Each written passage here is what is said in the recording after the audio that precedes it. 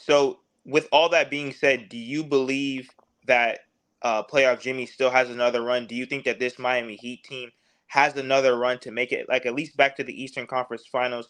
Like, especially like with Giannis probably not being there for the first round. Joel Embiid, Yeah. he's banged up.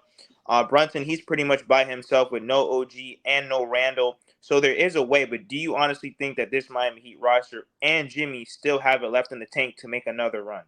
Martell, the thing with me is that I think they need to win tomorrow to have that run.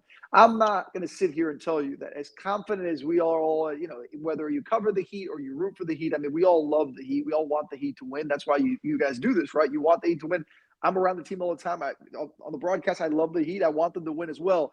But when you step back and you take off just the fan part of it, you don't want to play Boston in the first round. And I don't care how much success they've had against Boston in 2 of the last 4 years, and obviously last year winning a Game 7 in Boston, all the excitement of that.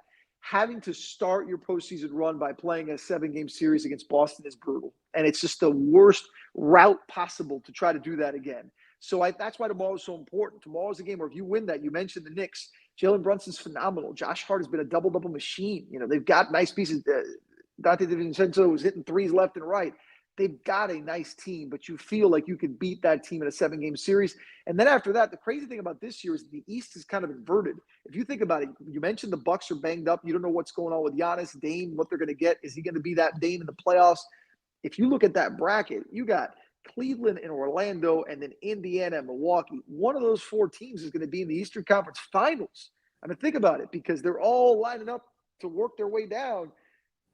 The Heat, you're thinking, man, if we can just sneak through the beginning of this and somehow win, we got an opportunity to then potentially, whether it's play those teams, if we can beat, whether it's Boston or New York, you're in good position. So to answer your question, yes, I think they have a run, but man, it would help if they start with a win tomorrow.